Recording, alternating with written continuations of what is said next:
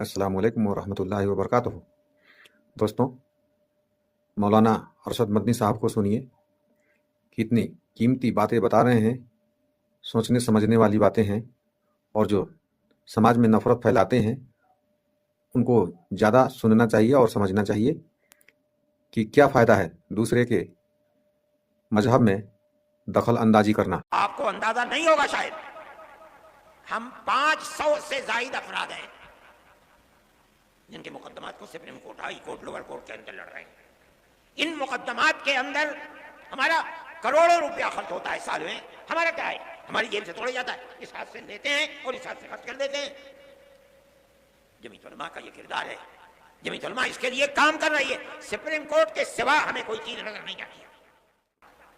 آج فرقہ پرست طاقتیں دستور کی ان شقوں کو کاٹ نہیں سکیں ابھی تک، لیکن اس کے خلاف کام کر رہے ہیں۔ کس بنیاد پر ہماری مسجدوں کو توڑا جا رہا ہے؟ آپ کو ہمارے مدرسوں سے کیا لینا ہے؟ ہمارے مدرسے کے اندر پڑھنے والے کوئی احتجاج نہیں کرتے، بسوں کو آگ نہیں لگاتے، ریلوں کو آگ نہیں لگاتے، کوئی جھگڑا نہیں کرتے، امن و امان کے ساتھ زندگی گزارتے ہیں، پڑھتے ہیں اور اپنی زندگی کو گزارتے ہیں۔ مدرسوں کی بنیاد کیا تھی؟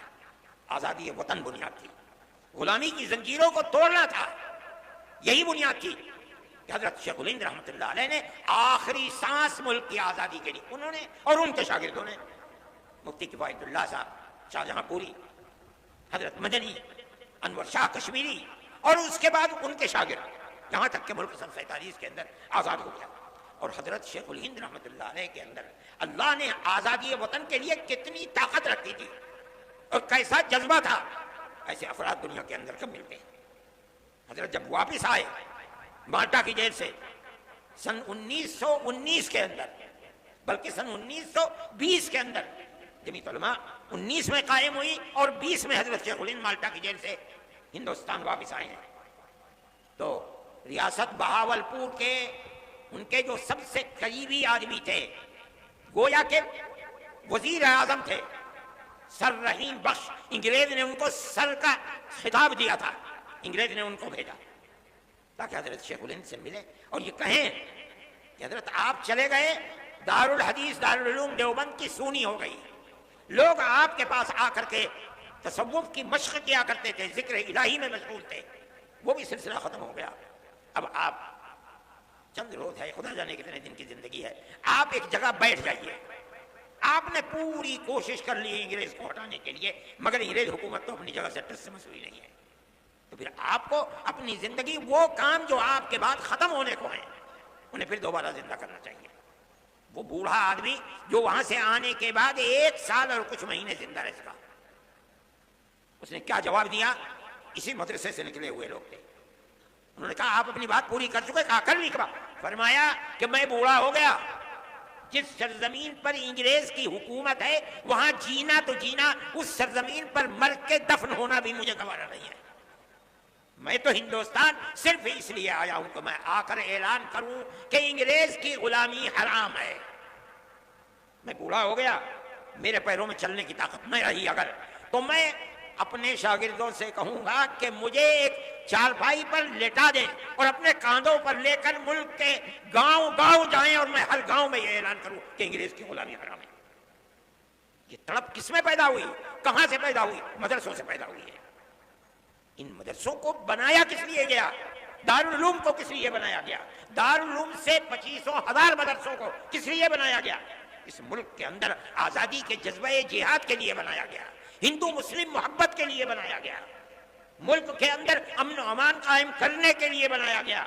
تم ان مدرسوں کو کیوں ان کی جڑ کو کھودتے ہو؟ وہ تم سے کچھ نہیں لیتے۔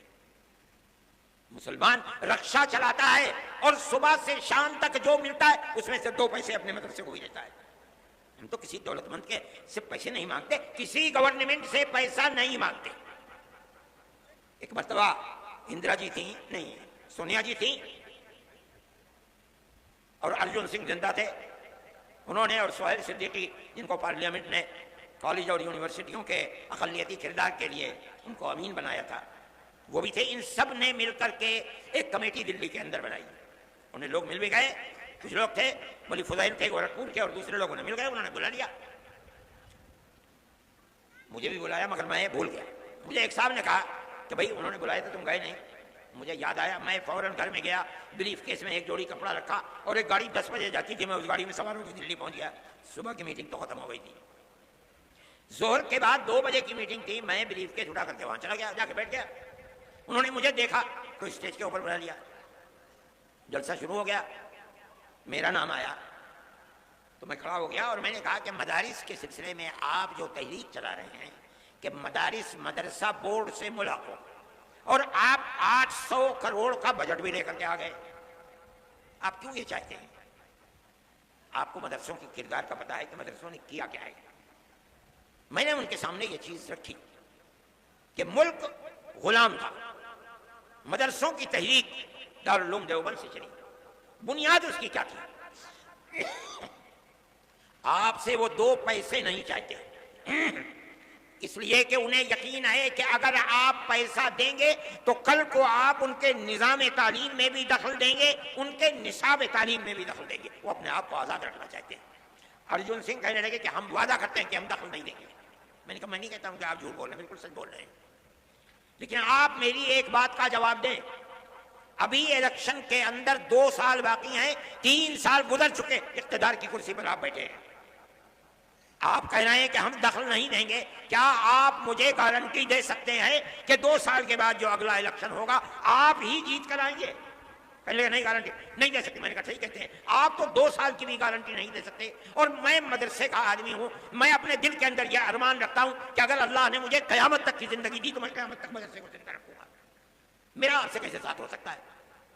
اس لیے میں جمعیت علماء کے پلیٹ فارم سے کہتا ہوں, ہم کل بھی مخالف تھے گورنمنٹ کی مدد کے, آج بھی مخالف ہیں, اور جب تک زندہ رہیں گے مخالفت کرتے رہیں گے. ہمیں آپ کی کیا ضرورت ہے؟ مدرسہ ہماری دنیا نہیں ہے, ہمارا دین ہے. جس طرح مسجد ہمارا دین ہے, اسی طرح مدرسہ بھی ہمارا دین ہے. اگر مسجد میں نماز پڑھی جاتی ہے, مدرسے میں نماز پڑھنا سکھلایا جاتا ہے.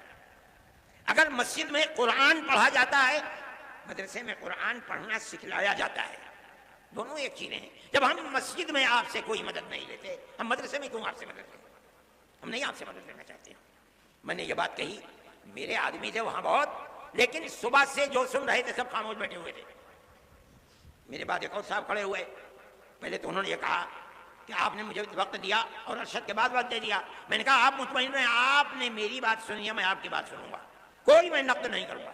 میرے اندر یہ ہمت ہے. انہوں نے بولنا شروع کیا. تھوڑی دیر کے بعد جیسے انہوں نے کہا کہ مدرسوں نے اپنے کردار کو ختم کر دیا, بس وہ تو سارے لوگ کھڑے ہو گئے اور نکالو اور مارو اور بھگا دو یہاں سے. میں نے سہیل صدیقی کے اوپر ہاتھ رکھا. میں نے کہا بھائی چم میں جا رہا ہوں. پکڑ لیا مجھے, خدا کے لیے مت جاؤ, اس مجمع کو قابو نہیں کر پائیں گے. میں نے انہیں سمجھایا, وہ بیٹھ گئے. میں یہ بات کہتا ہوں کہ گورنمنٹ کی طرف سے کوئی بھی ایسی بات جو مدرسے اور مسجدوں کے اوپر کوئی زنجیر باندھنے کی چیز ہے, کیوں ہو رہا ہے؟ مدرسوں نے تو اس ملک کی آزادی کے لیے سب سے پہلی آواز مدرسوں نے اٹھائی ہے. وہ مسجد جس کو انگریز نے مکمل تباہ کر دیا, اکبری مسجد, کیا ہوا تھا وہاں؟ غلامی کی زنجیر کو توڑنے کی تحریک وہاں سے چلی تھی. آج بھی اگر زمین کو کھودو گے ایڈورڈ پارک کی, تو وہاں سے وہ ان کی دیواریں مل جائیں گی. آج انہی مسجدوں کے لیے یہ صورتحال چل رہی ہے. کیسے قابل قبول ہو سکتی ہے؟ ہم یہ سمجھتے ہیں کہ ملک کے اندر جو چیز, جو ذہن پنپ رہا ہے, وہ اس ملک کو تباہی کی طرف لے کر کے چل رہا ہے. ایک چیز نہیں ہے, مدرسے اور مسجدوں کا مسئلہ ہے. اسلام کے خلاف جو تحریکیں چل رہی ہیں, وہ تحریکیں انتہائی بدترین تحریکیں ہیں. سب سے پہلا مسئلہ ہے طلاق. ہم اس کے اوپر خاموش رہے, ہم گورنمنٹ کے مقابلے میں نہیں آئے. ہم نے یہ سوچا کہ بھئی ایک چیز ہے, چلو جس کے دل کے اندر ایمان ہے وہ اسلام کے قانون پر عمل کرے گا, جو کورٹ میں جائے گا کورٹ اس کے لیے فیصلہ کرے گا. لیکن اس کے بعد اسلام کے انتظام کو درہم برہم کرنے کے لیے آگے آ گئے. اتراکھنڈ کے اندر یہی صورتحال چل پڑی. پھر چلیے اتراکھنڈ کے اندر چل رہی, مرکزی گورنمنٹ نے اس کے سلسلے میں تمام ادیان کو ملا کر کے ایک نیا دین بنانے کی بات کو شروع کر دیا. ہم اس کے مخالف تھے. دستور کے اندر جو ہندوستان کا دستور ہے, جمعیت علماء, ہمارے اکابر شیخ الہند مولانا ابوالکلام آزاد, مولانا حفیظ الرحمان صاحب, جو لوگ پارلیمنٹ کے اندر گھسے ہوئے تھے, اور جمعیت علماء برابر جیسے جیسے آزادی وطن کی چیز سامنے آ رہی تھی, ہمیشہ عہد لیتی چلتی تھی, ہم سے وعدہ کرو کہ ملک آزاد ہوگا, جو گورنمنٹ بنے گی, جو دستور بنے گا وہ سیکولر دستور ہوگا. اور कांग्रेस हमसे वादा करती चलती थी। मेरे पास तहरीरें मौजूद हैं कि जिनके अंदर मोतीलाल नेहरू, जवाहरलाल नेहरू, गांधी जी, कांग्रेस की वर्किंग कमेटियों की तजावीज़ हैं। वो कहते हैं कि हम यकीन देते हैं कि मुसलमानों का मजहब, मुसलमानों के औकाफ, मुसलमानों की मस्जिदें, मुसलमानों के इमाम बाड़े, उनकी जबान, उनका कल्चर, एक लंबी फहरिस्त, हर चीज महफूज रहेगी। मुल्क आजाद हो गया। आजाद होने के बाद मुल्क का दस्तूर बना।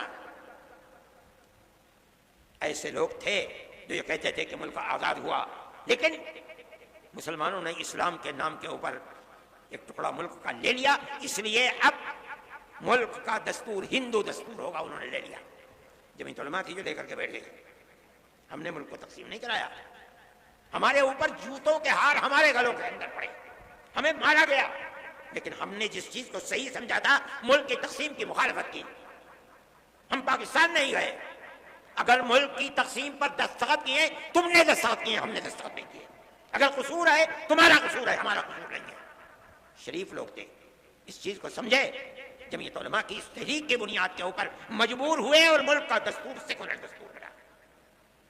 दफा 25, 26, 29 ला कर रखी गई, जिनका हासिल यह है कि मुल्क की हर अकलियत को, चाहे वो जबानी अकलियत हो चाहे मजहबी अकलियत हो, अपने मजहब के मुताबिक अपने इदारे बनाना, इदारे बनाकर चलाना, हर चीज जायज है और बिला किसी खटके के जायज है।